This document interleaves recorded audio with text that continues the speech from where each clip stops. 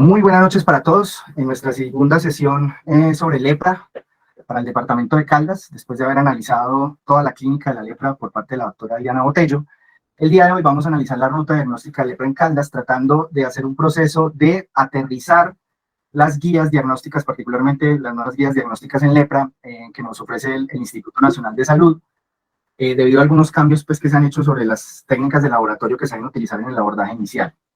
La idea entonces es poder contextualizar estos lineamientos a la realidad específica de Caldas, teniendo en cuenta nuestras capacidades humanas, talento humano, laboratorio, el hecho el grado de cobertura de aseguramiento que hay, y además los diferentes diagnósticos diferenciales que debemos tener en cuenta específicamente en nuestro departamento. Para los que no me conocen, mi nombre es entonces Sebastián Hernández Botero, yo soy el médico asesor de la Dirección Territorial de Salud de Caldas. Además, soy el director del Grupo de Resistencia Antibiótica de Manizales y trabajo como profesor asistente en la Escuela de Medicina de la Universidad de Manizales. A ustedes, muchísimas gracias por estar aquí presentes. Entonces, hay que recordar que la lepra es una enfermedad muy disímil en todo el planeta. Tenemos dos grandes focos o inmensos focos que serían la India y en nuestra región Brasil. De hecho, creo que de pronto ahorita lo discutimos con nuestro equipo de dermatólogos que acá presentes. Uno quizás de los mejores libros de texto sobre lepra son los libros de texto de los hindúes, precisamente por la alta carga de la enfermedad. Pero cuando nosotros vemos el contexto de Latinoamérica, vamos a ver que hay tres grupos de países. Están los países con un altísimo reporte de casos donde la lepra es casi que una enfermedad del día a día, como es Brasil. Otros que todavía han tenido algunas dificultades en control y tienen ciertas zonas de alta incidencia, como es el caso de Paraguay. Y ya el resto de los otros países del continente, donde están 24 países, que reportan aún casos, pero que no tienen una alta incidencia, y esto entonces ofrece algunos retos diagnósticos que debemos tener presentes, porque entre más escasa sea una patología, pues es más duro sospecharla, a veces a la gente se le pueden pasar ciertas cosas, entonces ese es el escenario donde nosotros nos encontramos. Dentro de Colombia, nosotros somos uno de los departamentos realmente con baja ocurrencia de casos. En este momento los que más reportan casos son Valle del Cauca, norte de Santander, Huila, Cesar y obviamente Bogotá. Y esto hay que tenerlo presente precisamente para todo el tema de los esfuerzos diagnósticos. Entonces, como vemos, en esta imagen vemos la tasa de discapacidad grado 2. Ahí, como vamos a ver, es muy importante mirar el grado de discapacidad de los pacientes, y cuando hablamos de una discapacidad grado 2, estamos hablando de que esos pacientes ya tienen algunos daños muy importantes, sea en sus ojos, en su posibilidad de utilizar las manos o en la posibilidad incluso de deambular y de caminar. Y vemos entonces cómo hasta el año 2019 venía bajando los casos de grave discapacidad 2, tuvieron un repunte en 2021, lo cual es también consistente con todos los fenómenos de salud pública que fueron de alguna forma desatendidos durante todo el plan de la pandemia. La idea entonces, y el plan decenal de salud pública nos habla entonces de lograr disminuir anualmente en un 5% la tasa de discapacidad en grado severo en las personas de diagnóstico nuevo de lepra. Entonces, aquí es una de las grandes importancias de esta conferencia. Si nosotros captamos el paciente con lepra cuando ya tiene una enfermedad muy avanzada, es muy probable que a ese paciente ya lo captemos es en un grado de discapacidad. De hecho, muchas veces esa discapacidad es la que de pronto va a alertar de que el diagnóstico que teníamos y de que ese paciente que lleva varios meses o varios años volteando con un diagnóstico realmente era una lepra. Entonces, la gran importancia de esto es, si nosotros, específicamente los médicos generales, los rurales que van a entrar a trabajar en las áreas donde tenemos todavía casos de lepra, logran hacer un diagnóstico más oportuno, probablemente logremos cumplir esta meta, siendo una de las regiones que menos impacto tiene de esta patología. Asimismo, la detección entonces de casos nuevos, vemos el mismo fenómeno, venían en un descenso importante. Obviamente en 2020 hay un descenso marcado por el hecho de que no se vigiló la patología, pues todos estábamos pendientes de COVID, pero vemos entonces como 2021 vuelve y aumenta esta detección de casos nuevos. La idea es que, o muy probablemente lo que nos encontremos a 2022 y 2023 es que esto se estabilice acerca de los últimos años, desde 2016 a 2019, que es lo que hemos visto en otras patologías, como por ejemplo tuberculosis. Además de esto, hay que tener presente que es importante la detección de los casos de lepra en los pacientes menores de 15 años, y aquí la ruta de entrada para poder hacer la detección de estos casos muchas veces es en la búsqueda activa de los contactos de los pacientes que tienen lepra de entrada, para recordar además un concepto súper importante desde salud pública, y es que la presencia de casos de lepra en los menores de 15 años es una fuerte indicación de transmisión en la comunidad. Entonces, siempre que tengamos casos de lepra en menores de 15 años, hay que tener esta salvedad. ¿Cómo estamos en la lepra en Caldas según nuestros datos entre el año 2015 a 2022? Como nosotros podemos observar en esta tabla, ven ustedes que acá están los 8 municipios que han reportado casos en los últimos años, con su número de casos, y acá vemos repartida cuál sería el tipo de lepra de acuerdo a la clasificación OMS. Vamos a ver que hay diferentes clasificaciones, como nos lo expuso la doctora Eliana, y vemos entonces cómo los casos de lepra han estado repartidos casi que de forma similar, tanto en paucibacilares como en multivacilares. Vale la pena aclarar y además enfatizar en esto, que tenemos casos de lepra en estos dos municipios, Pensilvania y Samaná, que además son zona endémica de leishmaniosis. Entonces es muy importante dentro del diagnóstico diferencial tener en cuenta en los pacientes sintomáticos dermatológicos de estos dos municipios que cabe la posibilidad de que estos pacientes tengan lepra o que tengan leishmaniosis, y por eso es importante hacer un enfoque clínico adecuado. En este momento, para noviembre del 2022, tenemos 4 casos activos de lepra en el departamento, 2 que ya veníamos manejando en Samaná y Victoria, y 2 casos nuevos estamos en proceso pues de aplicar toda la ruta diagnóstica y de poder hacer inicio de tratamiento. Lo que estamos haciendo entonces en este momento es, dado que ya pues pasó toda la pandemia y que tenemos la posibilidad de incluso utilizar algunos recursos que tenemos dentro del programa para contratar médicos para búsquedas activas de sintomáticos dermatológicos, por el hecho de que tenemos nuevas guías de laboratorio. Gracias al acercamiento que hicimos con la doctora Eliana, hemos podido hacer entonces un establecimiento de unas acciones conjuntas entre la Dirección Territorial de Salud de Caldas, el semillero de la Universidad de Caldas del equipo de dermatología CIER y además del grupo de resistencia antibiótica de Manizales. La idea entonces es fortalecer estas acciones partiendo inicialmente de la capacitación para lograr alcanzar estas metas que tenemos de reducción de discapacidad y la reducción, ojalá, de la detección de casos nuevos a partir de una adecuada vigilancia.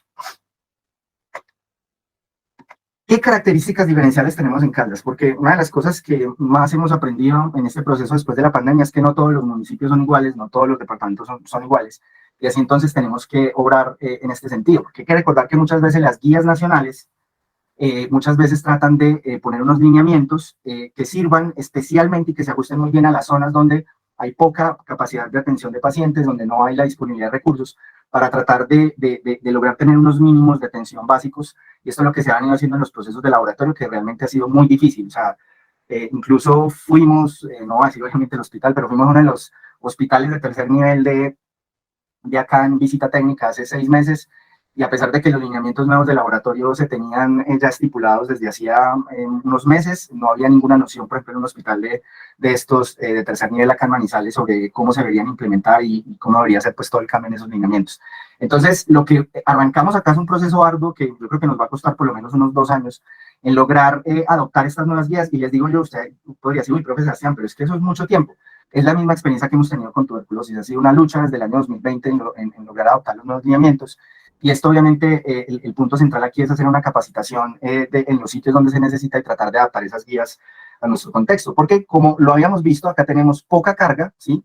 Van a ser casos esporádicos, eso lo dice muy bien la literatura hindú, en los sitios donde uno tiene pocos casos, los médicos o los equipos médicos de pronto no tienen mucha preparación en el examen clínico de la lepra, y aquí hay una diferencia fuerte con tuberculosis. Muchas veces lo que nosotros nos interesa con nuestros médicos que están en los municipios es que manden las pruebas diagnósticas que son, y ya después a través de esas pruebas diagnósticas podemos hacer un abordaje para poder confirmar el diagnóstico. En este caso, el diagnóstico de la lepra es muy clínico y requiere además específicamente en la búsqueda de complicaciones ser eficiente en cómo hacer los exámenes clínicos neurológicos para poder llegar a un diagnóstico correcto. Entonces, el proceso aquí de capacitación es claro, y de que este material quede para que la gente pueda volverlo a repasar es absolutamente esencial. La cobertura de aseguramiento del departamento es muy buena. Esto es uno de los grandes logros que se ha discutido ahorita de cara a la nueva reforma en salud, el hecho de que la cobertura en aseguramiento es extremadamente buena. Obviamente habrá municipios que tienen menos cobertura, pero esto nos indica que cada vez que hay un paciente sospechoso dermatológico con una alta probabilidad de que tenga una lepra, nosotros podemos desde la dirección territorial reorientar las acciones para tratar de priorizar esos pacientes dentro de las EAPBs y lograr de pronto que la cita dermatológica sea mucho más temprano, meterle un poquito de miedo al referente de la EAPB, que esto es un evento de salud pública muy grave. Entonces así nosotros hemos logrado acelerar algunos procesos. Nosotros además, en la conexión que tenemos con el equipo de dermatología, podemos saber cuáles son los dermatólogos de X o Y entidad, y así de pronto poder facilitar un poquito las cosas. Esto se ve además enriquecido por un equipo humano que hay acá en el departamento, que se lo sonarían otros departamentos, y es el hecho de que tenemos un posgrado de dermatología, tenemos 2 escuelas de medicina, tenemos semillero donde hay médicos generales que están entrenándose en dermatología, y además contamos con dermatopatólogos y diferentes profesionales que además son profesores. Entonces nosotros acá tenemos realmente un muy buen talento humano para afrontar este mal. La otra posibilidad más que tenemos, debido al aseguramiento y el hecho de que podemos reorientar a los pacientes a dermatología, como lo habíamos visto en la charla de la doctora Eliana en la sesión pasada, vemos que estos pacientes tienen grandes retos desde el punto de vista oftalmológico, otorrino, neurológico, y gracias al cubrimiento y a la posibilidad de reorientarlo rápido a dermatología, podemos además hacer seguimiento con estas otras especialidades, que muchas veces eso no se ha podido con los casos de lepra que hemos tenido en los años previos. Esto entonces, todo esto se ve coordinado desde el punto de vista del equipo central de enfermedad de Hansen de la Dirección Territorial de Salud, ya que nosotros entonces podemos hacer la facilidad de hacer estos procesos para tratar de ofrecerles a los pacientes con lepra la mejor atención posible de acuerdo a nuestros lineamientos. Entonces, para recordar unos puntos claves a tener presente, obviamente no me voy a quedar acá pues todo el tiempo hablando otra vez de algunas de las cosas que ya nos dijo la doctora Eliana la vez pasada. Hay que recordar que todas las micobacterias son de un crecimiento extremadamente lento, pero la Mycobacterium leprae tiene unas características además que lo hacen imposible de cultivar en medios comunes de crecimiento. Esto se da precisamente por un proceso muy interesante que ha hecho Mycobacterium leprae de reducción genómica, convirtiéndose en un patógeno intracelular obligatorio. Y de hecho es en el caso de las enfermedades infecciosas humanas el microorganismo que más ha hecho esto. O sea, ha renunciado a tener genes, los ha mutado y los ha dañado con tal de poder establecerse entonces en ese hospedador que lo recibe, ¿sí? Esto entonces hace que Mycobacterium leprae tenga una afinidad muy específica por unas células. Estas células entonces van a ser células de origen ectodérmico, donde van a estar entonces células de la piel, células de Schwann, y algunas células que van a estar específicamente relacionadas con las zonas frías del cuerpo.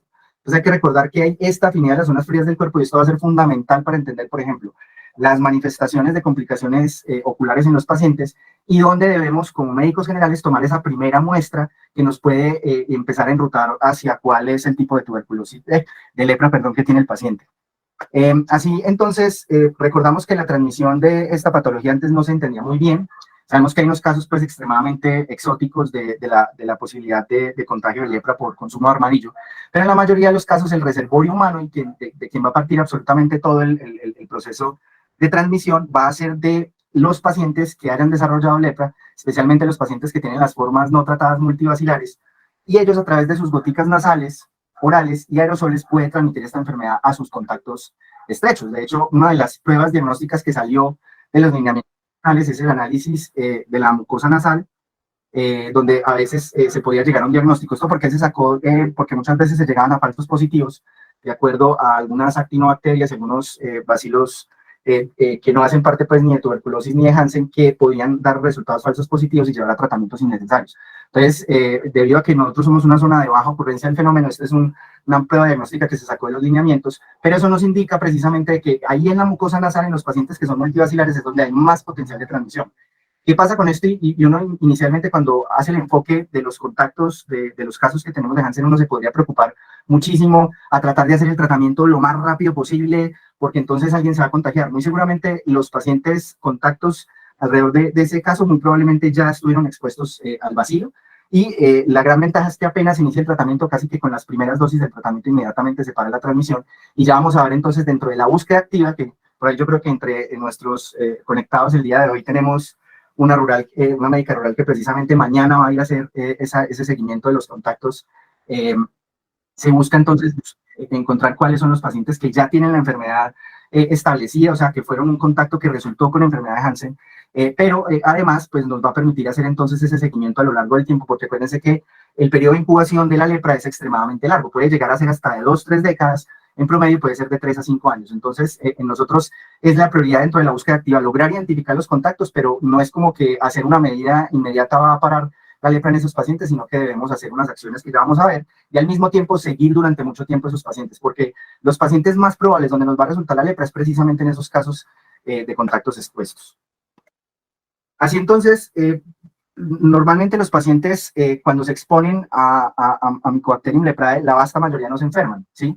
La vasta mayoría de los pacientes van a terminar haciendo un control de la enfermedad, incluso algunos pacientes pueden hacer esa lesión inicial de la lepra indeterminada, algunos pacientes terminan haciendo inmunidad y solucionando la enfermedad. Ya de estos va a haber entonces un 10% de los pacientes que ya se van a ir a alguno de los extremos de la lepra, dependiendo obviamente de el tipo de inmunidad que tengan de base, de algunos marcadores HLA, esto pues también se ha estudiado activamente, y esto nos va a dar todo ese espectro de lesiones de la lepra que va a ser fundamental que ustedes, si por alguna razón no han estado muy enterados, se puedan conectar a la clase que vamos a subir, donde la doctora Eliana nos mostró todo ese espectro de la lepra y cuáles son las lesiones y las características clínicas. Vamos a tener entonces como dos suertes de escenarios diagnósticos. Uno, dentro del examen complementario, la toma de la vaciloscopia, que ahorita vamos a ver en qué escenarios acá en Caldas la debemos considerar y cuándo debemos arrancar con este proceso, cómo lo pedimos, con qué códigos, cómo se interpreta, etcétera.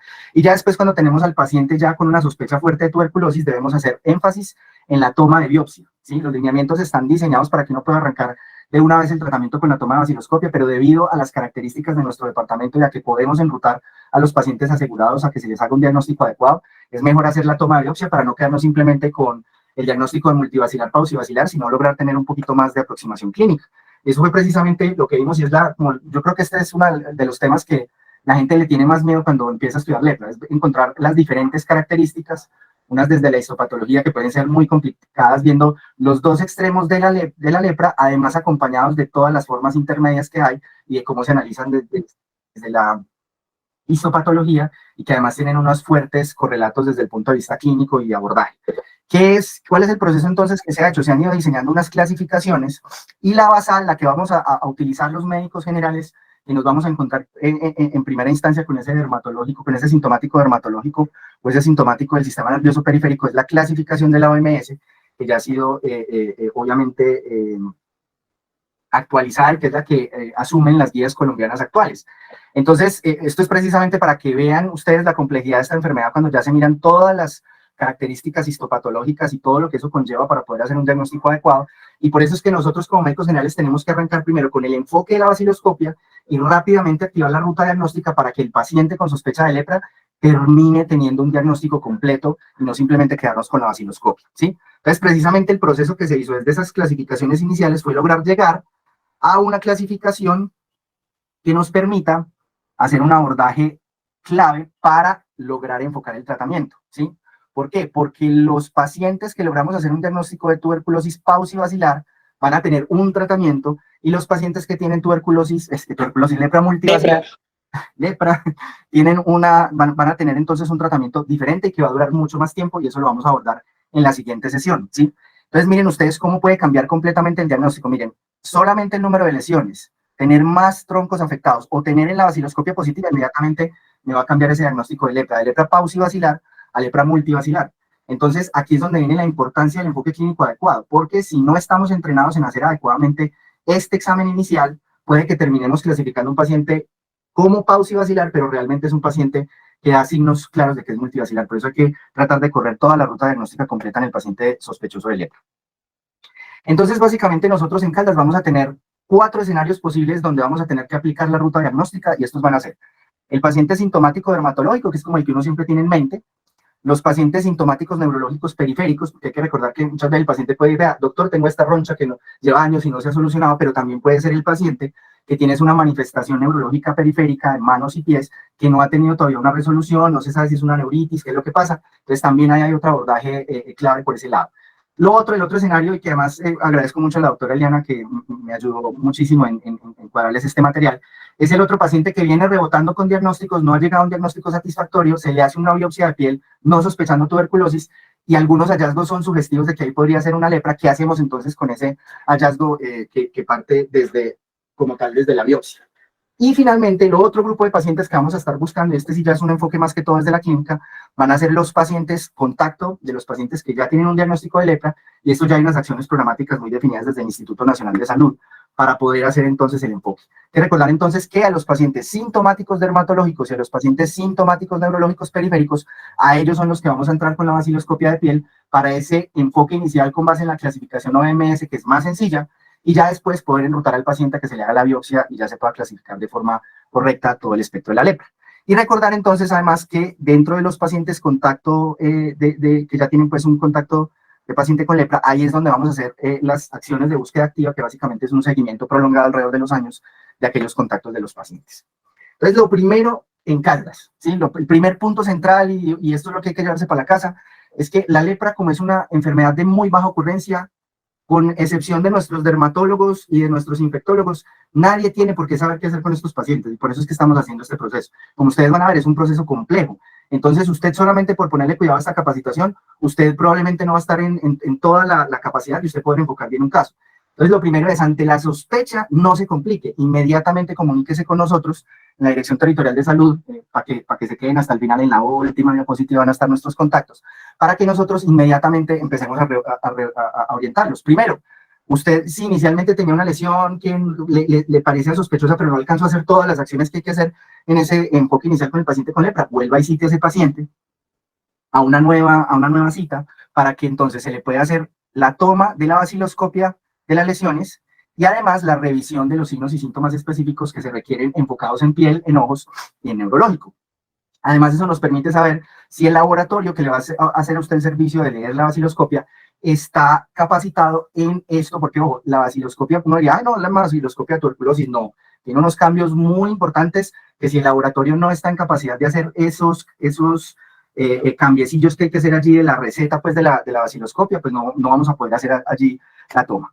Además, nos va a permitir entonces la orientación en el enfoque de las lesiones, decir qué es lo que más se debería buscar, dónde lo debería buscar, y además algunas orientaciones específicas en el examen neurológico. Por ejemplo, una de nuestras rurales que me contactó el día de hoy, mañana va a hacer la revisión entonces en búsqueda activa de los contactos de un paciente con sospecha, ya con diagnóstico de lepra, y ella entonces, obviamente, yo ya le pasé todo el material, le pasé libros de texto, tener cuidado cuáles son los nervios que debe tratar de analizar, etcétera, etcétera, etcétera. Entonces, la idea es que si usted se va a enfrentar por primera vez con uno de estos pacientes y no sabe qué hacer, trate de contactarnos a nosotros, porque si hay una fuerte sospecha de lepra, nosotros lo que vamos a hacer es, de una vez vamos a ir consultando con la red de la EPS del paciente para ir tratando de mirar la facilidad de una cita. Entonces, por ejemplo, si es un paciente que vive en un municipio donde hay líos de todo este tema de jurisdicción, siempre nos pasa en La Dorada, la Dorada es de Caldas, pero muchos pacientes terminan en su red de prestación de servicios en Ibagué, ¿cierto? Entonces eso nos toca ir de entrada cuando hay un sospechoso de lepra, tratar de ir ajustando esas cosas para poder saber si lo podemos reubicar en la red o de pronto tenemos que buscar la forma de hacer de pronto una consulta por otro lado acá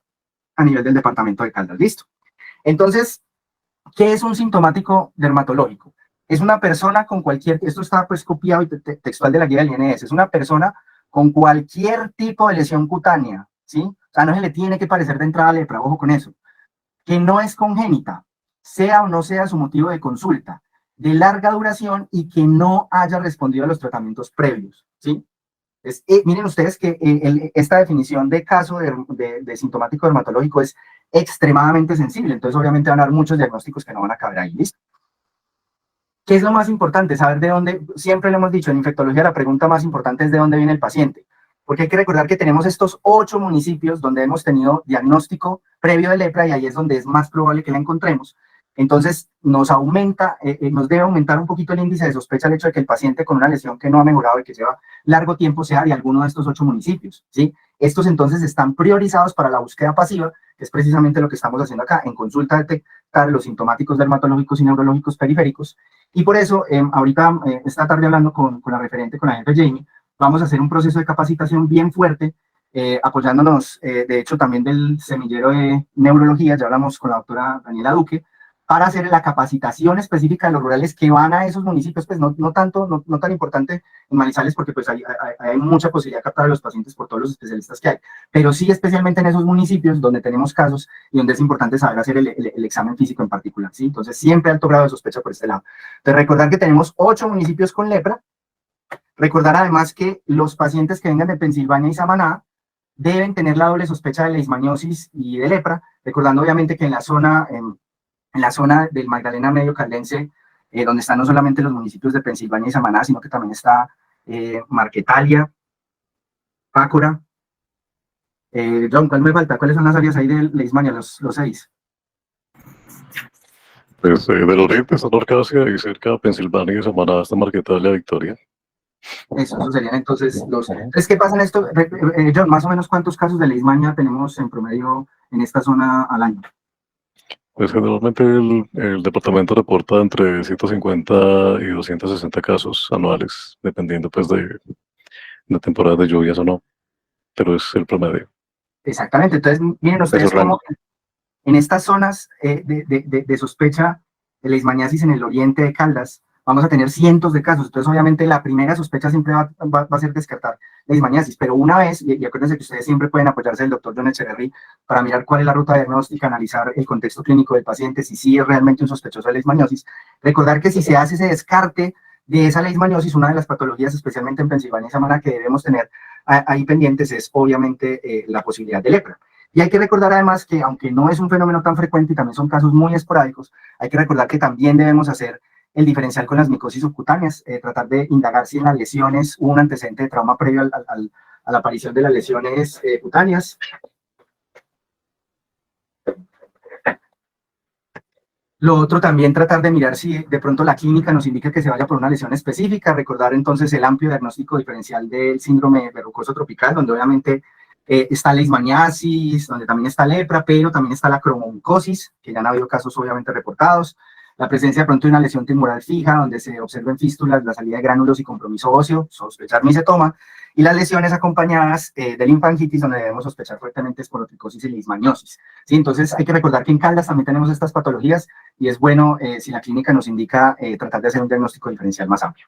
Entonces, sacado completamente de la guía colombiana, vemos entonces que las lesiones que deben hacer prender la alarma de un caso de lepra son las manchas hipocrómicas o eritemato hipocromáticas con o sin disminución de la sudoración y con o sin alopecia localizada con alteración de la sensibilidad. Porque acuérdense que esta lesión, como nos lo expuso la doctora Eliana en la sesión pasada, puede ser esa primera lesión de ese paciente que va a arrancar el proceso de esa lepra indeterminada, esa lesión inicial, que en algunos casos puede curarse espontáneamente, pero que puede ser el heraldo de todo ese proceso patológico que ocurre en estos pacientes y que es mejor que lo detectemos desde este punto y no de pronto cuando el paciente ya presenta una discapacidad grado 2. Obviamente todo lo que sean áreas cutáneas con anestesia, hipoestesia y parestesias, placas eritematosas de límites nítidos con alteración de la sensibilidad, las lesiones eritematosas planas con centro claro o placas infiltradas con alteración de la sensibilidad, placa eritematosa infiltrada de bordes difusos con alteración de la sensibilidad y obviamente pues ya cuando aparecen los nódulos o tubérculos pues ya probablemente ya esto ha ido avanzando hasta una lepra probablemente lepromatosa. Entonces es muy importante si lo que desencadenó fue una sospecha de una lesión dermatológica que no había mejorado, que no resuelve, tratar de hacer un diagnóstico neurológico, porque eso, miren que todas estas lesiones aparece alteración de la sensibilidad, ya logré yo juntar esos dos elementos clínicos de sospecha, que es la lesión cutánea más alguna alteración neurológica. Hay que recordar que en ese análisis de las lesiones, como nos lo explicaron en la sesión pasada, es muy importante encontrar que primero lo que hace es que se pierden la discriminación del calor, el tacto fino y el dolor. Los otros tipos de sensibilidad generalmente se pierden de forma mucho más tardía, ya por la destrucción completa del nervio. Entonces es muy importante volver otra vez a repasar cómo es la semiología del sistema nervioso periférico, especialmente de estas áreas de sensibilidad. En el sintomático, entonces, una ruta puede ser la lesión de piel, la otra puede ser el paciente que tiene alguna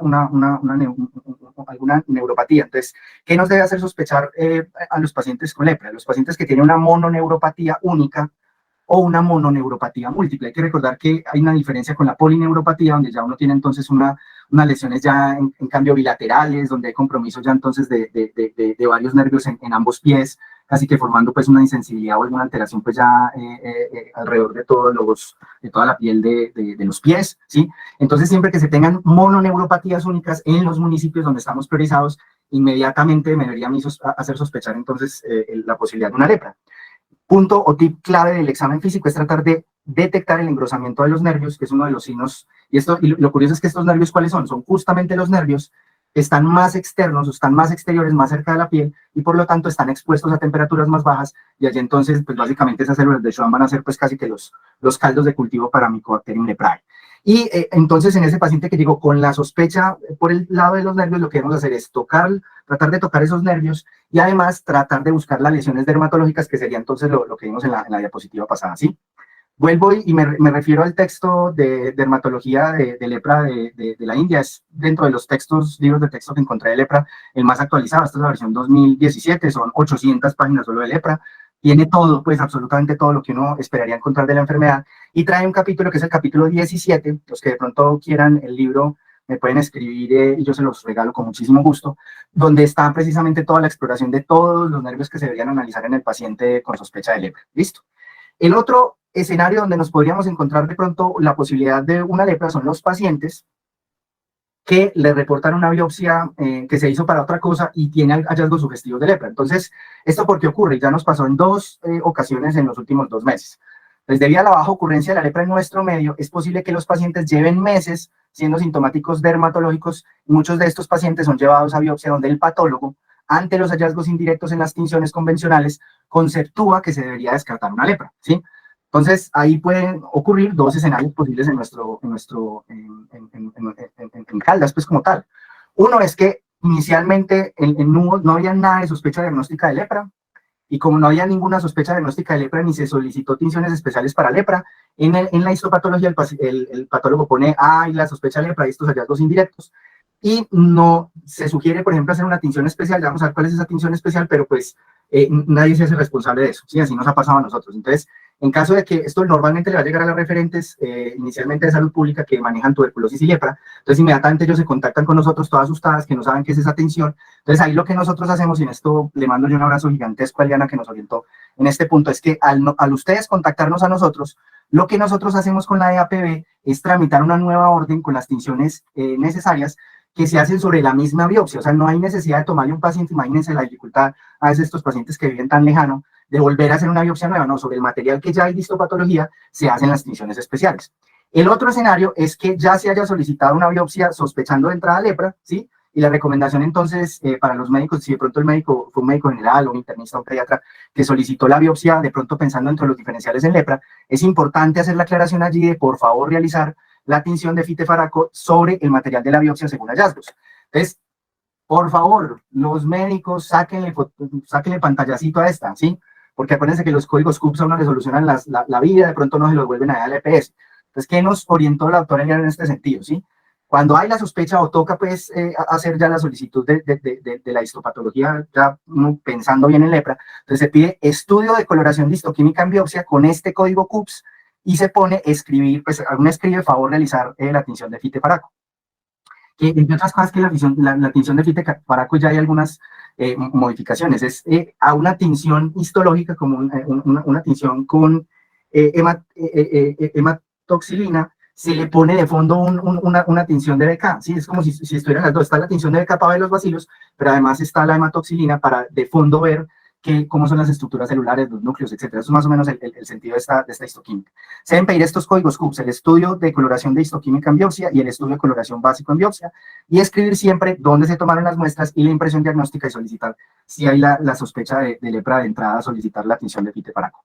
Caso de la vida real, este es uno de los pacientes nuevos que tenemos aquí pendientes para arrancar el proceso pues de diagnóstico, ¿sí? Y dentro del informe de patología, el patólogo puso los hallazgos biológicos evidenciados en la presente muestra son altamente sugestivos de una lepra histioide, lepra lepromatosa. Es indispensable complementar el estudio con coloración especial de fitefaraco para confirmar el diagnóstico. Entonces, digamos, si nos llegó ahí y no se hizo la de fitefaraco, nos dicen a nosotros rápidamente tallamos a la EAPB, llamamos al sitio de la patología y logramos enrutar pues para que a la biopsia le hagan eso. Felizmente en este paciente el patólogo nos ayudó, entonces dice informe adicional, previa evaluación de controles positivos y negativos, se realiza y se analiza la coloración especial de fitefaraco donde se evidencian innumerables bacilos intracelulares, o sea que estamos hablando de una lepra lepromatosa.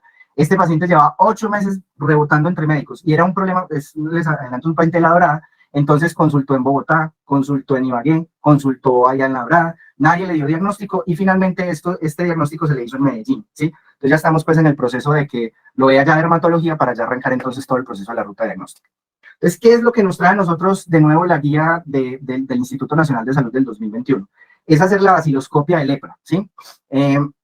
No, ya la jefe Carolina la bacterióloga Carolina Vélez, quien es nuestra referente de laboratorio, nos indicó unos videos que nosotros pues ya hemos visto de personal de la OMS mostrando cómo se hace todo el proceso para ver pues que se haga bien. Entonces, en el caso de que se vaya a implementar la vaciloscopia en los sitios pues priorizados para lepra, primero debe ser fundamental la capacitación del laboratorio para que se sepa cómo se hace la toma de muestra y cuáles deben ser las adaptaciones. Entonces, pues, no vamos a tener pues acá a exponer pues todo lo que se debe hacer alrededor de la parte del laboratorio. Eso se irá haciendo las capacitaciones a medida que vaya avanzando. Entonces, ¿qué es ojo con esto? Clave, ¿sí? ¿Cuál es el código CUPS para pedir esa vaciloscopia que nos sirve para lepra? Ojo, es el mismo código CUPS que utilizamos en la vaciloscopia seriada de tuberculosis, ¿sí? sea, el BK seriado tiene este código que es 90 y puros unos, acaban 11, porque si piden el 01 es una sola vaciloscopia. Entonces, cuando se vaya el paciente con sospecha de lepra, se pide vaciloscopia seriada, código CUPS 911111. Pero ojo, el laboratorio debe ser consciente que se debe hacer es la coloración de Sig-Nielsen en frío, dado que miren que los reactivos tienen unas concentraciones diferentes. Entonces es esencial que si yo aplico solamente la tinción, pues una vaciloscopia seriada normal que se utiliza para tuberculosis, probablemente voy a obtener un resultado falso negativo debido a que la Sig-Nielsen en frío específicamente para lepra está diseñada para preservar las condiciones morfológicas del vacío. Entonces, esto es lo que se va a hacer, ¿sí? Una vez ya, entonces, si el laboratorio es capaz de hacer esta vaciloscopia con objetivos específicos, voy entonces a hacer la toma de muestra, nosotros entonces los asesoramos en cómo hacer la toma de muestra, es muy sencilla y por eso es que se está aplicando esto para tratar de lograr hacer rápidamente la clasificación de la OMS, pero además se saca el índice vacilar que es clave en el seguimiento. Entonces lo que se hace es que se pone un portaobjetos donde lo que se hace es que se marcan estas convenciones, lóbulo derecho de la oreja, lóbulo izquierdo de la oreja, codo derecho y la lesión, asumiendo pues de que hay una lesión. Se identifica el paciente, se hace todo el proceso de laboratorio, listo. Eso es lo que va a permitir entonces hacer el enfoque diagnóstico inicial antes de la histopatología, y básicamente ahí lo que se va a tratar de analizar, y es lo que va a aportar rápidamente para el enfoque del tratamiento, es saber si hay ausencia de bacilos ácido alcohol resistentes o hay algún VAR positivo. La gran importancia de esto es que un solo bacilo en esta vaciloscopia ya nos habla de que esto está entrando en el espectro de la lepromatosa y el tratamiento va a ser el tratamiento especial de 12 meses, de ahí la importancia. ¿Qué pasa? Porque apenas estamos adquiriendo destreza, probablemente en los sitios donde se haga de pronto puede fallar inicialmente, en que no se encuentre ninguna evidencia de lepra lepromatosa, pero por eso es la importancia de reorientar al paciente a través de la red prestadora de servicios para que lo vea dermatología, le haga la histopatología y ahí sí podamos saber si evidentemente esto era una lepra tuberculoide y vamos a utilizar es un tratamiento de 6 meses. Entonces por eso, si bien es cierto de que con esto se podría arrancar el tratamiento, en nosotros desde el programa de tuberculosis y lepra es esencial que se haga el diagnóstico completo, vaciloscopia, biopsia, para poder llevar a los pacientes al tratamiento que realmente necesitan esto. Doctora. Qué pena. Yo quería preguntar, actualmente estas vaciloscopias se le pueden tomar al paciente, se las pueden solicitar los médicos directamente en el pueblo o el paciente tiene que ser remitido para que se las tomen en Manizales o pues en algún hospital o centro de referencia. No, doctora, le tengo una buena noticia en ese sentido, y esto creo que es uno de los avances de esta nueva guía diagnóstica, es que este procedimiento, y por eso es que me estoy deteniendo más en él, esto es lo que podemos mandar los médicos generales. O sea, el médico de atención primaria que está en el pueblo puede hacer este diagnóstico, y además la ventaja es que con las capacidades técnicas que tú tienes en un municipio, con un laboratorio lo más sencillo posible, puedes hacer esto. Entonces la idea es que se le haga esto al paciente y paralelo a eso le vamos gestionando ya la orden para que ya se le haga la biopsia con todos los peluches. Pero la gran ventaja es que vamos a detectar algunos pacientes de entrada, o sea, casi que desde el diagnóstico del pueblo que ya sabemos, tiene lesión en nervios, tiene lesión dermatológica y taque, vaciloscopia positiva, ya sabemos que es una lepra lepromatosa y va para tratamiento de 12 meses. Eso yo creo que es una gran ventaja, pero hay una responsabilidad aquí muy importante y una vez ahí la voy comprometiendo, doctora Eliana, es que muy probablemente nos va a tocar capacitar a los médicos de los municipios priorizados para la detección de lepra en cómo deben tomar la muestra. Yo creo que ese es un proceso que yo sé que Jamie nos puede ayudar con la referente nacional a ver cómo hacemos ese proceso. Hay dos cosas aquí claves que van a quedar de tarea. Una es con el equipo de neurología que nos entrena a los rurales en cómo hacer la exploración neurológica bien hecha del paciente, porque donde usted detecte 2 troncos nerviosos, ya eso que usted pensaba que era una lepra paucivacilar ya se le convirtió para un tratamiento multivacilar. Entonces, de ahí la importancia de ir capacitando tanto a laboratorios como a la toma de muestra y el examen neurológico. ¿Cuáles son entonces las posibilidades de lesiones y cómo entonces sería el abordaje para hacer esa plaquita de vaciloscopia especial? Vamos a tener 3 escenarios posibles acá en Caldas. Una es el paciente que venía con lesión neurológica pura y que no se le encontró ninguna lesión cutánea por ningún lado. A esos pacientes les vamos a hacer 4 punciones. Lóbulo derecho de la oreja, lóbulo izquierdo de la oreja, codo derecho, codo izquierdo. En la guía de la India ellos a veces ponen diferencial. Si es hombre, tomarle de la rodilla, alguna de las 2 rodillas, y si es mujer, tomar del muslo. También se ponen, se puede hacer también toma de muestra de los glúteos, ¿sí? Pero acá, pues, para simplificar lo más que pueda, se pueden hacer de estos sitios, ¿sí? De codos, lóbulos. Recuerden que, ¿por qué se hace esto? Porque si hay lepra, estos bacilos van a vivir en las zonas frías y a ellos les encanta vivir en estas zonas. Si ya tenemos una única lesión dérmica, que sería ese paciente, y ojalá los captáramos así todos, que es el paciente que arrancó con la placa, con hipoestesias, que fue perdiendo los folículos, que solamente tiene esa lesioncita y que han pensado que era una tiña o alguna pitiriasis y le mandaron y nada solucionó. Ese paciente, entonces, ¿qué vamos a hacer? Le vamos a pedir, lo vamos a chuzar lóbulo derecho de la oreja, lóbulo izquierdo de la oreja, codo derecho y la muestra de la lesión, ¿sí? Y ahí entonces la idea es que el médico esté capacitado para saber de dónde debe esa lesión tomar la muestra. Entonces, pues la idea sería que me mandara la foto, yo obviamente contacto a alguien del equipo de dermatología, ustedes nos mandan, vea, tómenla de acá y así hacemos pues que sea la prueba lo más sensible posible. Y esto entonces, ya con el paciente que viene ya lleno de lesiones, con múltiples lesiones, ya no tenemos que tomar cuatro cosas, tenemos que tomar hasta 6, podemos tomar 2 plaquitas, 6 chuzones en total, vamos a tomar lóbulo derecho de la oreja, lóbulo izquierdo y de ahí nos vamos de ahí en adelante en las lesiones. ¿Por qué es bueno tomar muchas lesiones? ¿Sí? Porque vamos a ser lo más sensibles posibles para poder detectar un solo bacilo. Con un solo bacilo ya sabemos que ese paciente se va a ir de tratamiento para lepra lepromatosa que requiere tratamiento de 12 meses. ¿Listo? Entonces miren que cuando uno hizo todo ese proceso, hizo el análisis neurológico completo, hizo el análisis de las lesiones y tomó la baciloscopia, vamos a entrar ahí sí en la definición de caso de Hansen, que es el paciente que no ha completado tratamiento para la enfermedad, ya sean sus formas pauci multivacilares y que reúne uno o más de los siguientes criterios: la lesión cutáneas del sospechoso de alta sospecha de lepra, los pacientes con daño en nervio periférico y la baciloscopia positiva. Hay que recordar que la baciloscopia negativa no es que descarte el diagnóstico de Hansen. O sea, usted tiene un paciente con las lesiones típicas, con los troncos nerviosos engrosados, el diagnóstico clínico está. Hay que recordar que el diagnóstico de la lepra es clínico, ¿sí? Ya lo que se hace de aquí para allá es estadificar para seguimiento y tratamiento y poder darle el mejor manejo posible a los pacientes. Listo. Entonces, miren que con esto ya entonces acá tenemos cumplido el algoritmo de lograr llegar al diagnóstico sospechoso de lepra, y ahí ya entonces vamos llegando a la clasificación de la OMS, que nos va a permitir entonces tratar de definir ese diagnóstico desde aquí, ¿sí? O sea, hasta aquí, teóricamente podríamos arrancar el diagnóstico en aves. De hecho, la doctora está en la rueda de su exposición, doctora Liana, bien pueda. Lo otro que quería decir antes de que pases a eso, Sebastián, es que la baciloscopia es súper importante, sobre todo para el seguimiento, porque cuando se le hace como el tratamiento a los pacientes y los pacientes continúan como con lesiones nodulares, digámoslo así, y no se sabe si el paciente sí está respondiendo o no está respondiendo porque clínicamente persisten lesiones, con la baciloscopia uno se puede guiar bastante. Y a veces nos ha pasado que llega a dermatología el paciente ya con un diagnóstico de lepra, pero pues nunca, incluso con tratamiento, pero nunca ha tenido baciloscopia durante todo el seguimiento. Y esto es uno de los cambios esenciales que tenemos que hacer, y de hecho la guía nueva de diagnóstico es súper clara que uno de los seguimientos esenciales que hay que hacer con estos pacientes es precisamente a partir de esa baciloscopia, que es fundamental para el tratamiento. Vamos a profundizar más la parte de discapacidad ya un poquito más profunda en la siguiente sesión, pero hay que recordar que todo paciente con esa sospecha de lepra que le estamos haciendo la baciloscopia, de una vez de entrada debemos tratar de hacer la clasificación de la discapacidad utilizando esta escala también de la OMS, que es muy sencilla para tratar de determinar si el paciente está en grado 0, grado 1, grado 2 en ese momento del inicio del tratamiento.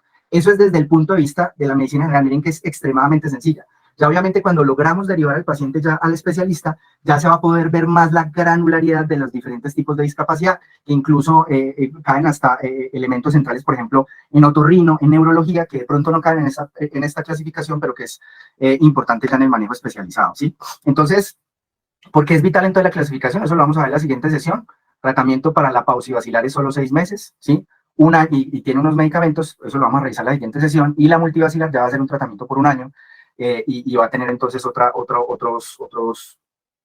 consideraciones. ¿Listo? Entonces, desde ahora nos tenemos que casar con el concepto de que nuestros pacientes sospechosos de lepra y que entran en esa ruta diagnóstica debemos hacer el esfuerzo de que tengan acceso tanto a la baciloscopia como a la biopsia. Y como este es un evento priorizado de salud pública, si el paciente está afiliado, si ven alguna traba o algún problema para la biopsia o la autorización, se comunican con nosotros y nosotros lo que hacemos es facilitar todo ese proceso de enfoque, ¿sí? Entonces, siempre que iniciemos al paciente, debemos arrancar obviamente por la baciloscopia, pero debemos, fundamental, hacer la histopatología. Primero, porque nos va a permitir de entrada, con esa baciloscopia, detectar los pacientes que se irían por la ruta del tratamiento de lepra lepromatosa a 12 meses. Permite además enfocar pues ese punto de si es multivacilar o paucivacilar, pero recordar que entonces ese resultado negativo no descarta, ¿sí? La biopsia entonces es un paso posterior, o sea, lo primero es en atención primaria, la envió el médico general, hizo la toma de muestra del médico general, y ya en ese siguiente paso ya entonces viene entonces la biopsia de la piel, ¿sí? Entonces inmediatamente se tenga el diagnóstico presuntivo, nosotros empezamos entonces a enrutar a través de la IAPB para la consulta prioritaria con dermatología, y cuando no haya claridad diagnóstica, la vaciloscopia salió negativa y no hay de pronto una claridad diagnóstica, es mejor que ese paciente termine en manos de un dermatólogo para que acabe haciendo el enfoque y va de pronto y se descubre que era una micosis subcutánea, alguna neoplasia, y así pues realmente no solo por el hecho de lepra, sino que hay otros diferenciales importantes ahí, terminamos enrutando al paciente. Entonces, si bien con la vaciloscopia podríamos arrancar el tratamiento, nosotros que tenemos todos los recursos humanos y técnicos, debemos tratar de hacer la biopsia para evitar de pronto que se nos pasen, por ejemplo, porque nuestros médicos todavía están apenas o van apenas a coger curva en lo arduo que puede ser el examen físico de un caso de lepra, puede de pronto pasársele por alto uno de los troncos nerviosos o puede de pronto no haber detectado alguna lesión que nos cambiaba ese diagnóstico inicial de pausivacilar a multivacilar. La evidencia, además de que de pronto la vaciloscopia no permitió ver los vacilos y de pronto ya van a ser evidentes en la biopsia y nos va a cambiar completamente el diagnóstico de pausivacilar, alguna de las formas ya multivacilares que están en el espectro del borderline. Permite además apersonar a un especialista del caso para facilitar la remisión a otras especialidades, que es una de las grandes críticas que nos ha dicho la doctora Eliana de lo que ha pasado en los últimos años con lepra. Es que muchas veces ya le llega el paciente que tiene el diagnóstico de lepra, ya llega con muchos meses de tratamiento, ya llevas de pronto es con una reacción, no hay forma de saber cómo estaba al inicio, no se sabe entonces si hubo un deterioro o qué, y eso le va a dificultar entonces la labor al especialista. La idea es que rápidamente lo enrutemos para que dermato ya pueda ir derivando a donde se necesite. Ese paciente necesita infectología, necesita otorrino, necesita oftalmo o necesita neuro. Y no, para nosotros como médicos generales es mucho más difícil hacer las remisiones a las especialidades. Y además, complementando con la vaciloscopia, va a permitir hacer esas comparaciones del nivel de base del paciente para poder estadificar muy bien a los pacientes. ¿Cuándo sería el único escenario válido de arrancar manejo a ciegas porque solamente se pudo hacer la vaciloscopia? Eso nos pasa mucho en tuberculosis. Por ejemplo, paciente migrante que ni siquiera tiene identificación, que no está empadronado en ninguna EPS, ni ha entrado en ninguna APB, nada de eso. Esos pacientes muchas veces nos damos cuenta que tienen tuberculosis porque se les hizo una vaciloscopia en un sitio de atención primaria. A esos pacientes no tenemos cómo hacerles PCR, cultivo, no hay quien nos haga eso. Entonces ese paciente sin aseguramiento o que en los próximos meses sea una EAPB en total crisis, en posible fase de cierre y que todo quedó volando y que la posibilidad de remisión a dermatología es imposible. O que por efecto de problemas administrativos la priorización de una cita con dermato queda a muchos, probablemente a 2 o 3 meses. En esos pacientes deberíamos entonces iniciar el tratamiento de acuerdo a la sospecha clínica, a la vaciloscopia y al enfoque inicial que se hizo de ese paciente. Pero la idea es que esto sea un paciente cada muchos años. La idea es que si, como con nuestro grado de aseguramiento es alto, siempre enrutemos bien a los pacientes para que se les haga todo. Entonces, en conclusión, en esta parte diagnóstica en la ruta de Caldas vamos a tener el sospechoso, ¿sí? Inmediatamente hay el sospechoso con diagnóstico de lepra, con posible diagnóstico de lepra. Activamos entonces al equipo de la Dirección Territorial de Salud de Lepra. Nosotros entonces vamos a estar pendientes de que en ese municipio se sepa hacer la vaciloscopia de lepra y no de pronto piensen que simplemente es un BK de tuberculosis. Ahí entonces nosotros vamos a hacer la priorización de ese paciente en la EAPB, o sea, ese paciente, así sea de una EPS regular, de régimen subsidiado, no se le puede poner la cita para dentro de 3 meses, porque es un evento priorizado de salud pública y nosotros pues haríamos entonces el proceso. Ahí el punto central es que logremos lo más rápido posible la cita con dermatología para que ya se pueda hacer entonces la biopsia, para poder ya estadificar full esa lepra, hacer las remisiones a otros especialistas de acuerdo a los hallazgos químicos, y el ideal, el sueño, pues, que si logramos implementar bien esta ruta, es que el inicio del manejo se puede hacer dentro de las próximas 4 semanas después de que lo haya visto dermatología. Así también se van a poder hacer entonces las otras evaluaciones de la discapacidad y de lo que necesita el paciente. Se hace entonces la evaluación de los contactos y se va a hacer dependiendo de qué tipo de tratamiento sea el control en 6 a 12 meses. La idea es que todo este proceso esté siendo verificado y esté siendo apoyado por el Comité de Lepra de Caldas que estamos esperando, así como tenemos Comité de Tuberculosis de Caldas, que es un grupo interdisciplinar académico que ayuda en la toma de decisiones difíciles en los pacientes con tuberculosis. Esperamos en esta buena alianza con CIERN poder de pronto implementar este comité para irle poniendo cuidado a los casos de lepra y irnos expandiendo algunas enfermedades infecciosas que son de baja ocurrencia y de alto impacto. Todo esto que yo les he contado está resumido en este proceso, que esto es como la ruta a los aspectos problemáticos de lepra según nuestros nuevos lineamientos. Ahí está entonces todo el proceso de hacer el diagnóstico rápido a los pacientes con la clasificación inicial, ¿sí? Ahí ya entonces se va a definir el tratamiento de 6 a 12 meses. Paralelo a eso se hace la visita de vigilancia epidemiológica dentro de los 8 días siguientes al diagnóstico, que una de nuestras rurales, por ejemplo, mañana va a ir a hacer esto. Ya se empieza entonces el proceso que hacemos igual con tuberculosis, el tratamiento de entrega cada mes, el registro en la tarjeta, la verificación clínica del paciente, haciendo pues énfasis en todo el proceso de análisis de discapacidad. Se hace entonces los exámenes que se necesiten, se hace entonces el control de 6 meses de la toma de vaciloscopia. Esto es muy importante, ya lo que decía ahorita la doctora Elena, la importancia de hacer una nueva vaciloscopia de control, esto ya se estableció dentro de los aspectos de control, eso es lo que vemos precisamente acá, miren, estos de los lineamientos nuevos. Vaciloscopia de lepra, el paciente clasificado como multivacilar deberá tener un examen de vaciloscopia de control semestral durante el tiempo que dure el tratamiento, porque hay que recordar que los multivacilares van a tener 12 meses de tratamiento, entonces a los 6 meses se evalúa otra vez una nueva vaciloscopia y vuelve y se le hace al final del tratamiento. A los pausivacilares se les hace el examen de control al finalizar el esquema de los 6 meses y se debe hacer vigilancia post-tratamiento a los pacientes multivacilares, ya que se recomienda entonces hacer una vaciloscopia para Hansen cada año durante 5 años y cuando se llegue a observar cualquier lesión. Entonces miren que nuestro canario en la mina siempre va a ser la vaciloscopia y de ahí la importancia de que, y eso es un proceso que ya iba haciendo Carolina Vélez, nuestra referente de laboratorio, vigilar que los laboratorios sepan hacerla y además se vayan metiendo en esta nueva dinámica de la vaciloscopia y la importancia de su seguimiento como parte primaria. Yo dejo acá en las diapositivas, que estas también las vamos a compartir, cómo sería entonces la definición de ingreso, cómo sería la definición de egreso. Esto ya es pues más de temas programáticos, pero pues está ahí tal cual en la guía, no me voy a detener allí. Y recordar que los seguimientos a convivientes hace parte de nuestros procesos de búsqueda activa. Ojo, búsqueda activa. Todo lo que vemos atrás se llama búsqueda pasiva. Es ante la sospecha clínica, activo la ruta.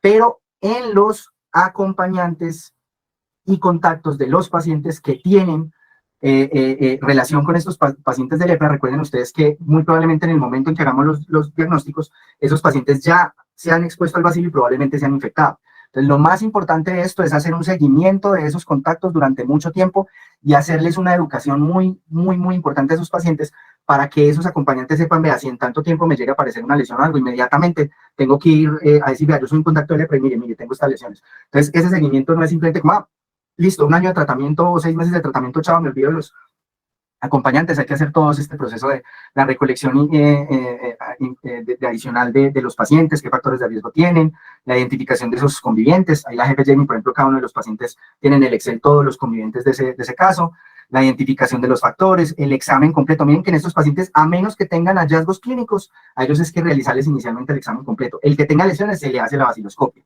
Y ya entonces, uno de los puntos centrales es verificar la vacunación y hacer profilaxis con BCG.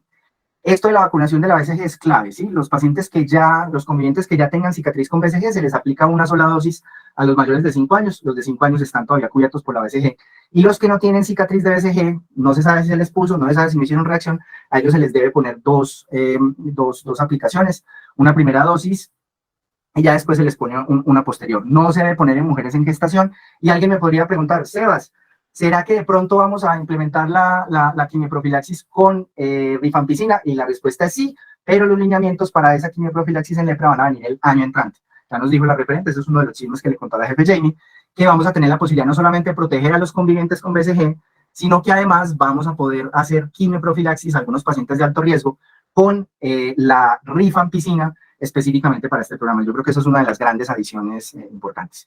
Para cerrar entonces, ¿qué veremos en nuestra próxima capacitación? Vamos a ver algunos elementos de la farmacología y del inicio del tratamiento. Pues ya una vez captado y diagnosticado ese paciente, ¿qué hacemos? Se va a hacer énfasis en el seguimiento especializado de la discapacidad, que es lo que se debe analizar. Hablar las leproreacciones, que es uno de los eventos más importantes que muchas veces pueden ir ayudando a que se dé y progrese esa discapacidad, saber cómo las identificamos, y se tratan no con antibióticos ni nada de eso, sino que tratan es con esteroides o con talidomida, y obviamente pues ya una evaluación un poquito más pormenorizada de la discapacidad. Siendo entonces exactamente 1 hora después de nuestro inicio de conferencia, doy muchas gracias a todos los participantes, veo que se quedaron conectados 87, por favor, les pido el enorme y encarecido favor que acá copien, metan sus datos en la lista de los documentos del formulario de asistencia, que eso nos ayuda mucho en la dirección territorial. Y por favor, otra diapositiva importante a la cual usted le debe sacar foto es esto. Este es nuestro equipo de lepra de la Dirección Territorial de Salud. Ustedes pueden escribir a este correo, pero como ustedes saben que esto es, vean, me llega un paciente, vamos a tomarle vaciloscopia, ¿qué vamos a hacer? Tenga en cuenta nuestros celulares. Usted me puede escribir a WhatsApp a cualquier hora del día, no importa. Yo apenas pueda les contesto. Está también los datos de la jefe Jamie, ella es la referente del programa, y cualquier duda en la parte del laboratorio tenemos a Carolina Vélez, ahí están los teléfonos celulares.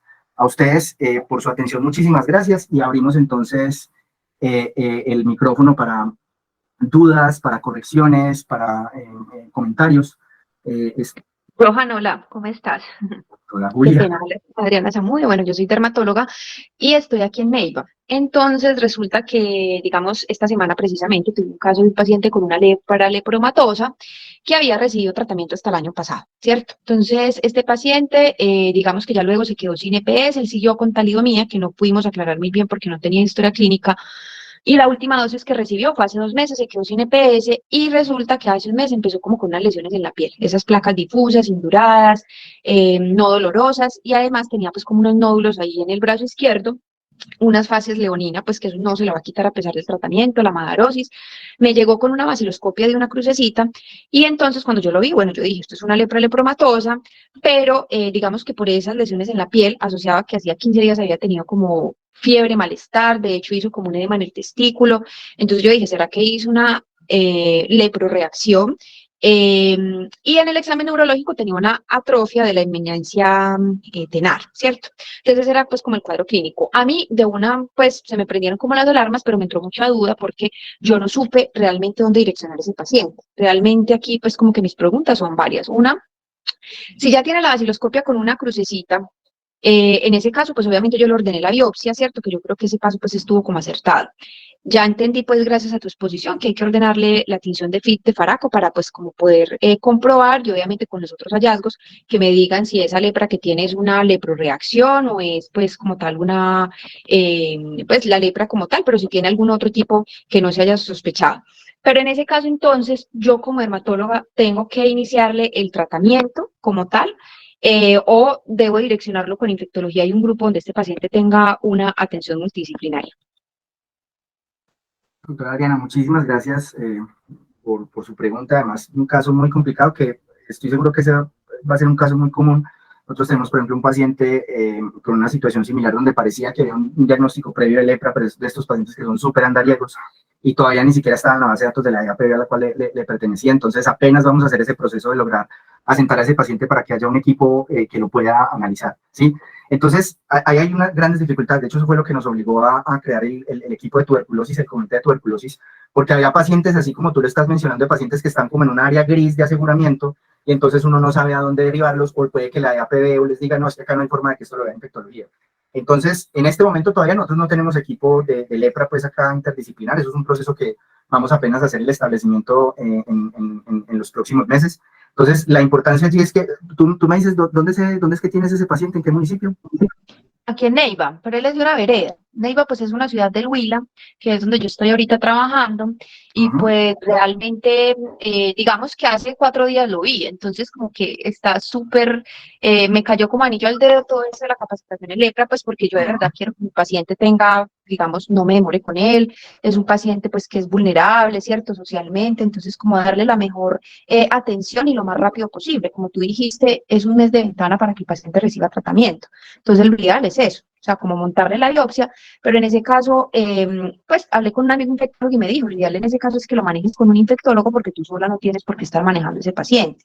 Pues por todo el cuadro que acabo de mencionar. Entonces, esa era mi duda. O sea, ¿qué hacer en ese caso? Si le inicio la talidomía porque ya no tiene fiebre, no tiene malestar, una vez tome la biopsia, o bueno, no sé cómo iniciarlo realmente.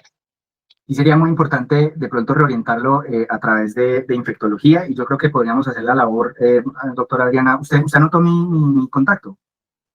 Sí, sí lo anoté, Eso, Sebastián, ya le tomé entonces, fotico.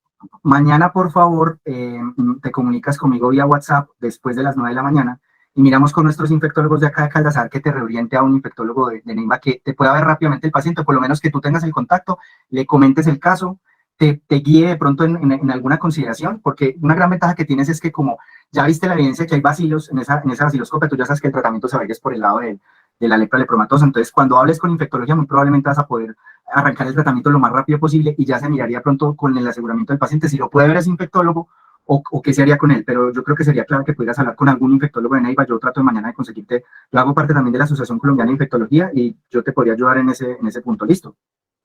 Súper, gracias. Y la otra pregunta, Ido, como para clarificar un poquito, es si ya tenemos esa baciloscopia positiva en un paciente que ya había recibido tratamiento completo, ¿cierto? En este caso es necesario volver a tomar biopsia de esas lesiones nuevas que le aparecieron.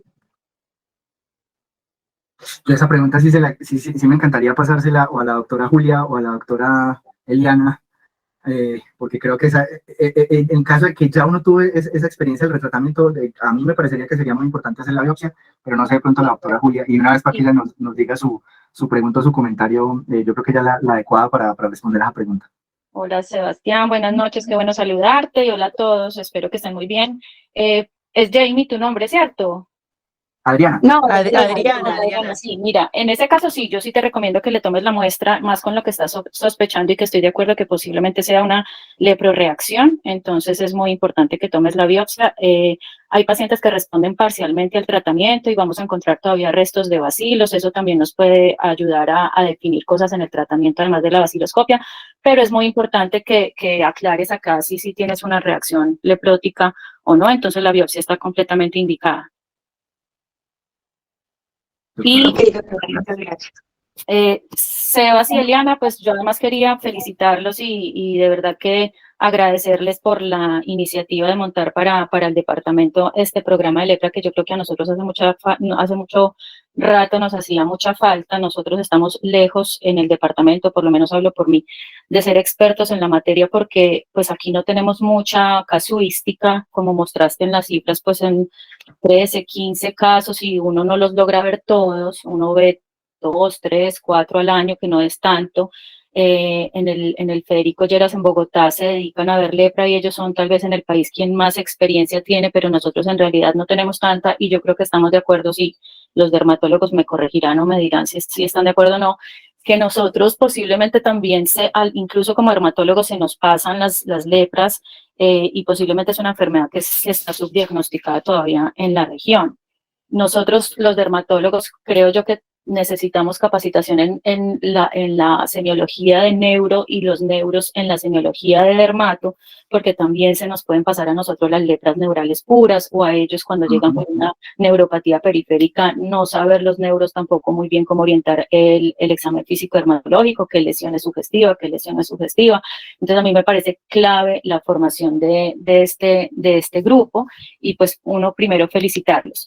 Lo otro que quería decir es que como tú mencionaste varias veces y es también súper clave, es que el diagnóstico es clínico y como vamos a trabajar o van a trabajar, pues o trabajamos todos y en la población la atiende en primer lugar los médicos generales en las regiones, sería muy importante que en la historia clínica quedara una descripción semiológica muy buena de las lesiones o en su defecto, porque yo recuerdo cuando yo era médica general que no dominaba la semiología dermatológica, entonces en su defecto unas buenas fotografías. Eso tal vez no queda en las guías porque en otros países que manejan historias clínicas unificadas, ellos tienen acceso a las fotografías, pero nosotros no tenemos acceso a las fotografías muchas veces de los pacientes que estoy viendo o estamos viendo unas biopsias y uno dice, esto parece una lepra, pero la clínica no me dice nada, no me están diciendo qué lesiones tiene, de qué tipo son, tienen cambios epidérmicos, no tienen cambios epidérmicos, bueno, todo lo que los dermatólogos podemos describir de las lesiones no aparece escrito, no aparece si el paciente, ahorita que ya se van, ojalá con esto, a implementar las baciloscopias, pues uno no sabe si el paciente tuvo baciloscopia, si fue positiva, si fue negativa. Entonces, así como tú estabas diciendo que muy chévere que los médicos generales te manden de pronto la foto para la baciloscopia, que ellos en sus capacitaciones también tengan la idea de guardar fotos clínicas de los pacientes para que a la hora que se tenga un reporte o se tenga que estudiar una biopsia de patología se pueda hacer la correlación. En el diagnóstico de lepra es fundamental la correlación clínico-patológica, es importantísimo. O sea, yo puedo estar viendo aquí una lepra tuberculoide en la histología, pero yo digo, no, pues esto también podría ser una sarcoidosis, además porque el pitefaraco es negativo. Entonces, aquí yo necesito saber la clínica, ¿cierto? Una lepromatosa es mucho más fácil porque yo estoy viendo todas las globias y el pitefaraco me va a dar súper positivo, pero en las indeterminadas, en las borderline tuberculoides y en las tuberculoides es más difícil y se vuelve supremamente importante para emitir ese diagnóstico, ya que la baciloscopia posiblemente puede ser negativa. O sea, uno tiene que tener la clínica porque ponerle a un reporte de patología lepra tuberculoide con absoluta certeza, si yo no estoy viendo un bacilo en ninguna parte, pues yo necesito saber que la clínica es correspondiente con ese diagnóstico. Entonces, si se puede como incentivar o una muy buena descripción semiológica o el registro fotográfico y que las solicitudes de patología lleguen con toda esa información, Maravilloso. Eso pues la mayoría de estas biopsias son tomadas por dermatólogos, pero no siempre es así. Digamos, en La Dorada muchas veces las toman también, o en municipio las toman, y ahorita con algunas EPS hemos visto que los médicos generales están tomando las biopsias, que no es el caso ideal, pero pues a veces sucede. Entonces, también que tengan muy claro si ya pues es necesario, no hay ningún dermatólogo, nadie más puede tomar esa biopsia.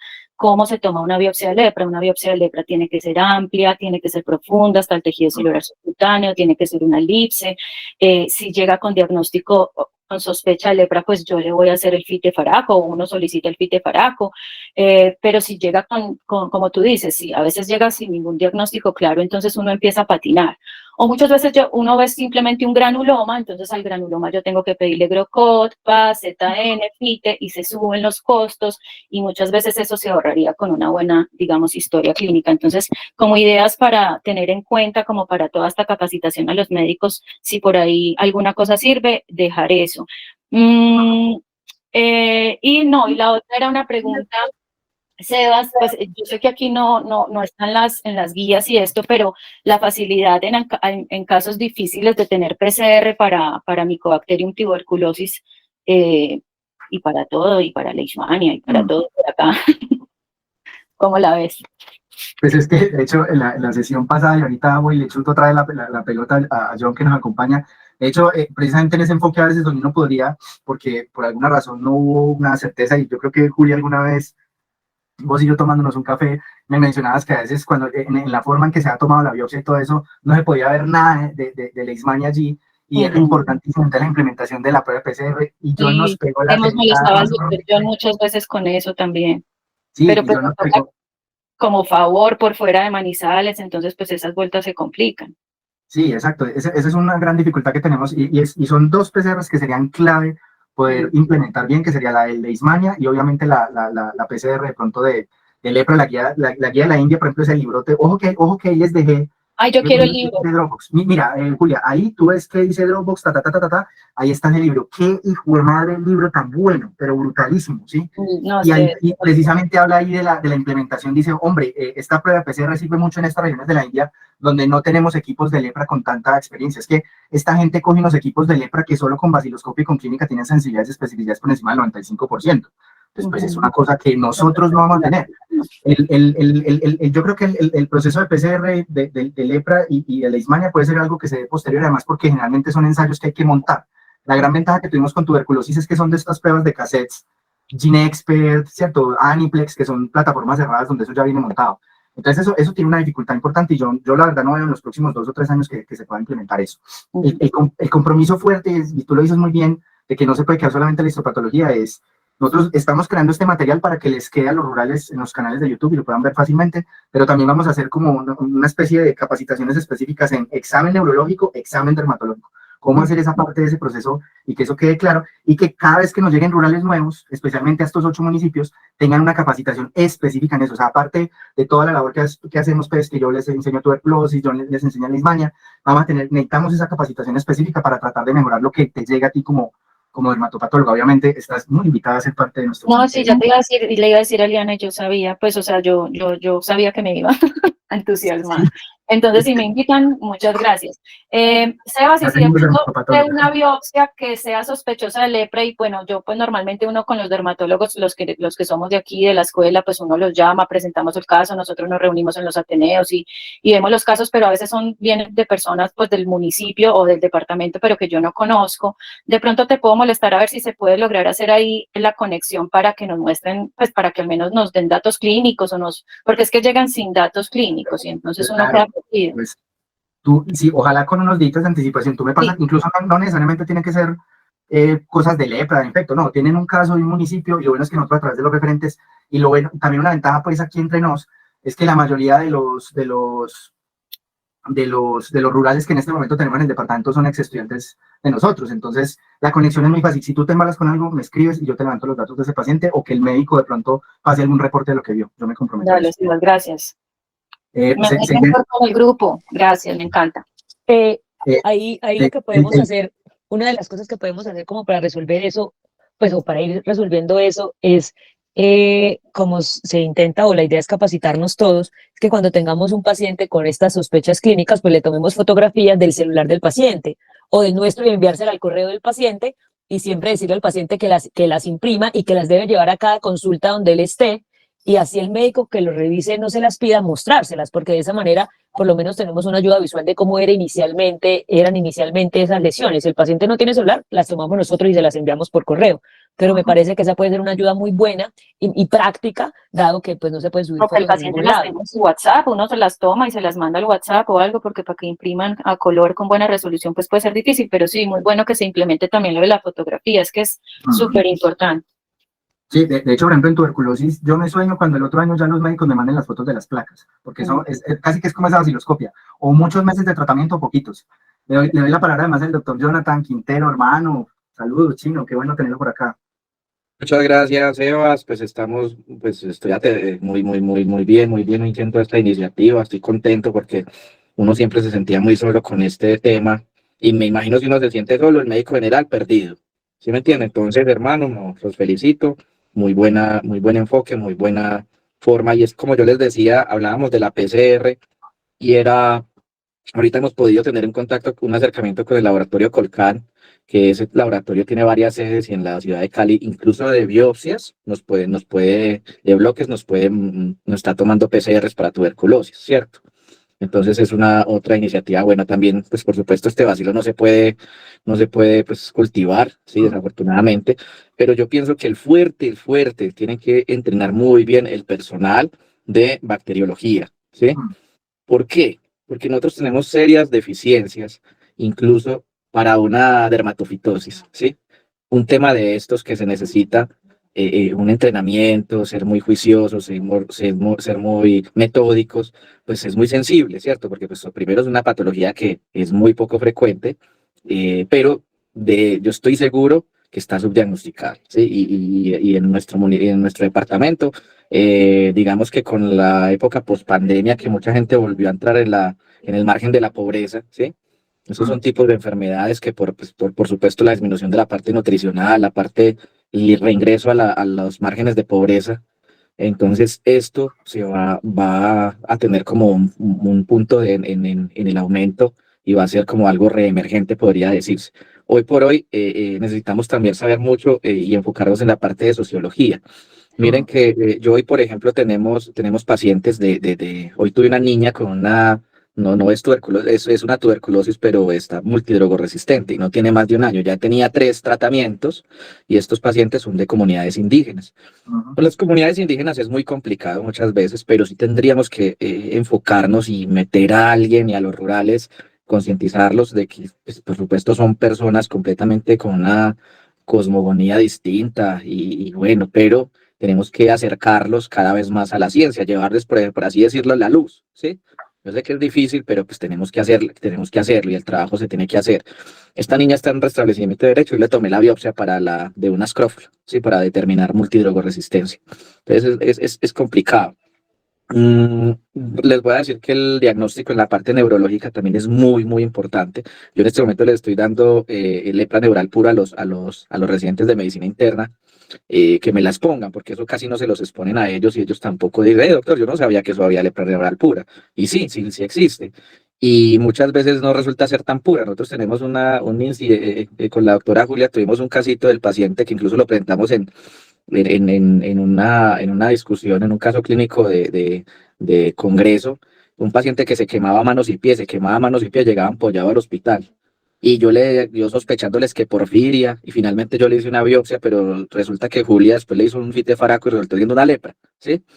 Y por ahí le buscamos una y tenía 2 lesioncitas en piel. Entonces, importantísimo revisar el paciente, o sea, desnudarlo, ¿sí? Nos quedan muchos, y saber que la deficiencia no es tanto la parte táctil como tal sensible, sino es el cambio de la temperatura o sea, la falta de la afección sensorial a la temperatura, la termoalgesia, ¿sí? Es la primera que se pierde en estas lesiones de lepra.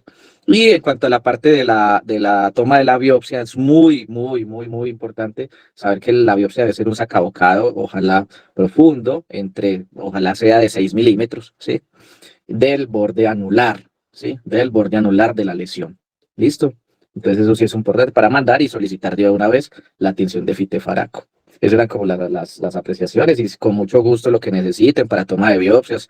Ahí está mi consultorio. Si de pronto el paciente no necesita hacer con una velocidad que yo les ofrezco también la parte de mi consultorio con mucho gusto para la toma de esas biopsias. Oiga, doctor Jonathan, usted no sabe lo que nos beneficiaría muchas veces eso, porque usted sabe que hay EPS de EPS, muy probablemente lo estaremos molestando por ese lado, porque ya con la toma de biopsia, ¿cómo nos van a decir o nos van a poner trabas? Vea, ya un dermatólogo le tomó la biopsia, por favor, eso nos facilitaría muchísimo la vida. Hombre, no, con mucho gusto, yo me ofrezco y yo tengo residentes y nos podemos reunir esos pacientes y en cualquier momento le tomamos una biopsia. Yo en una biopsia no me demoro 5 minutos.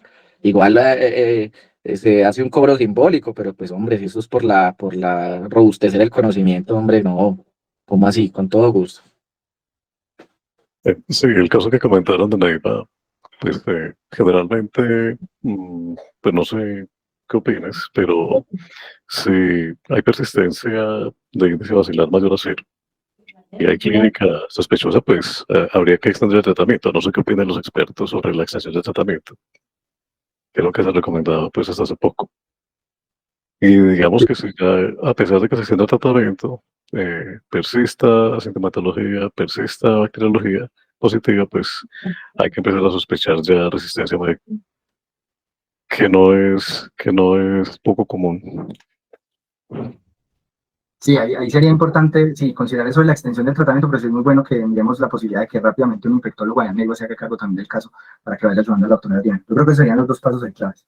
Yo le prolongaría el tratamiento a la paciente. Y lo de la así biopsia, como- porque si tiene yo se la prolongaría. una reacción, pues para saber si se le pone prednisona o si se le pone la talidomida, entonces sí.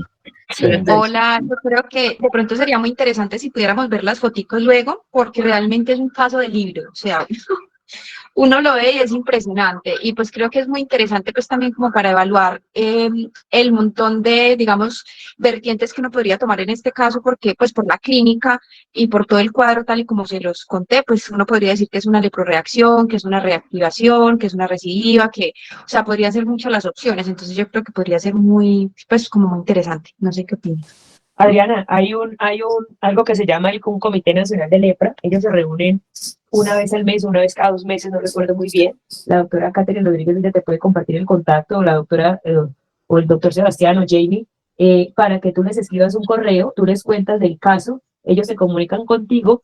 Cuando uno tiene pacientes complejos de lepra, en ese Comité Nacional de Lepra están los referentes departamentales y nacionales, y ellos tienen también unos representantes del Instituto Nacional de Salud, donde se discute el caso y se llega también como a una conclusión en cuanto a tratamiento o qué hacer.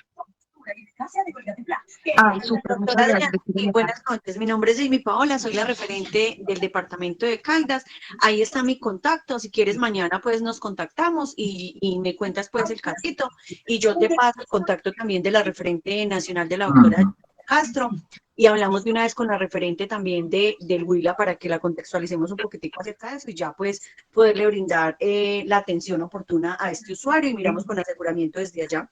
Bueno, creo que fue una discusión muy interesante. Recuerden que ahí en el link dejamos el tema de la asistencia y dejamos además el libro, nos lo pidieron varios, la doctora Ana María Hoyos, a quien le mando un abrazo muy grande, ahí quedó en el link, pero si por alguna razón se le pierde, me contacta por WhatsApp, le pide el teléfono a la doctora, bueno, ahí está pues ya, yo se lo paso también si quiere el correo, listo. Recuerden entonces que vamos a tener nuestra tercera sesión exactamente dentro de 8 días. Espero entonces a que nos acompañen y que sigamos esta interesante discusión sobre esta enfermedad. A todos muchísimas gracias por haber asistido y nos vemos la próxima semana.